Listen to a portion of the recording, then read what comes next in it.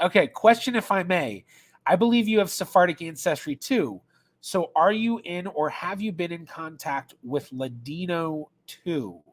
So Ladino being the language of Eastern European Sephardim, not all Sephardim.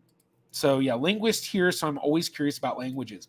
Yeah, Ladino, the languages of Sephardic Jews is very interesting because there's multiple waves of diaspora of Sephardic Jews. I know everyone always lumps up Ashkenazi and then Sephardi and Mizrahi, but when you look at all of those, there's specific waves within each of those as well. So for Sephardic Jews, there's three main waves. There's the Eastern Sephardic wave, which really they start leaving Iberia in the 1300s before the Reconquista is even complete, especially in 1391. There was a huge amount of people that left, and going all the way to 1492 and after, but the majority of the wave was pre-1492, and they went to areas of the Ottoman Empire. So present-day Greece and Turkey and Jordan and Israel and, kind of a lot of those areas.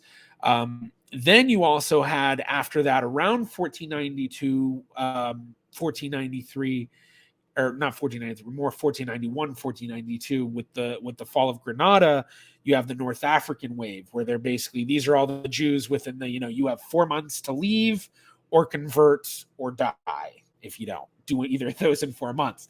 And so a lot of those go right across, the sea to North Africa, settling in, Morocco, Algeria, Tunisia.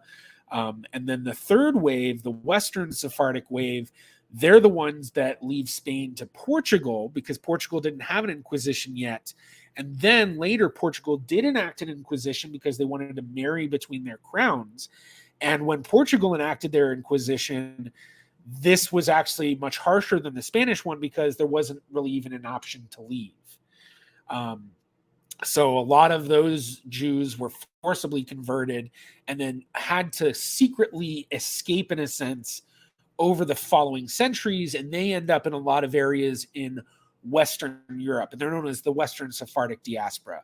So these communities end up in Amsterdam, Livorno, Italy, Hamburg, Bayonne, and Bordeaux, France, London, and then as well, a lot of the Caribbean islands, especially the ones associated with the Dutch. So while the Dutch were in Brazil, there was a community in Recife, Brazil. There was Curacao, Jamaica, St. Thomas, and elsewhere. And then also in the U.S., there were Sephardic, that's part of the Western Sephardic world. And so breaking down those three Sephardic waves, with the Western Sephardic wave, which I descend from, those communities tried to keep it pure Portuguese, basically. And actually, I'll pull up some documents from that community in the Amsterdam archives, so you can see. And the Western Sephardic Jews, they named themselves La Nación, the nation.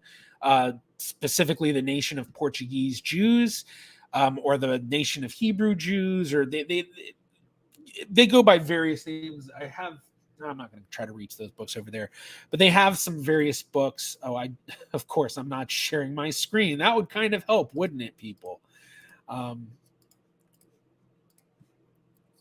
we go. Yeah, that one.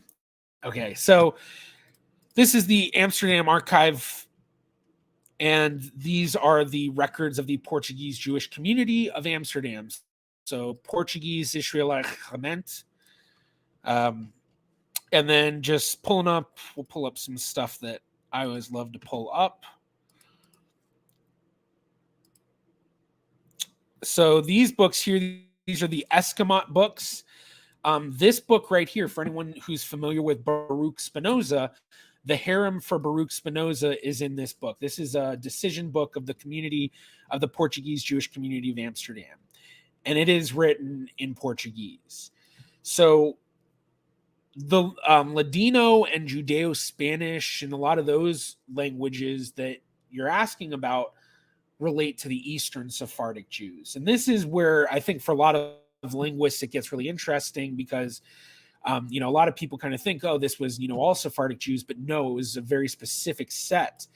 And so, you know, with the Western Sephardic Jews, like if you look at the London archives for Bevis Marx, they have very similar, you know, it's written in Portuguese. In fact, let's see if I can pull that up.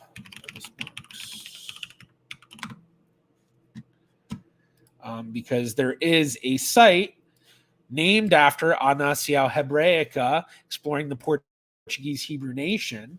Oh, you all can't you all can't see that. Hold on. So right up here, exploring the Portuguese Hebrew nation. And so we can just browse and just look at an account book. So this is in London. Well, this is an account book, so there might not be as much writing. It might just be more lists of names. Okay, so this is actually, so you can see this is the London Portuguese Jewish community, and they are also writing in Portuguese. Now, I don't know of any records for Eastern Sephardim to look further into the whole Ladino thing. And actually, one of my really good friends in genealogy, Michael Waz, who descends from both Eastern and Western Sephardim, does know a lot more about this stuff. So because I have Western Sephardic ancestry, I've never really looked that deep into this kind of stuff.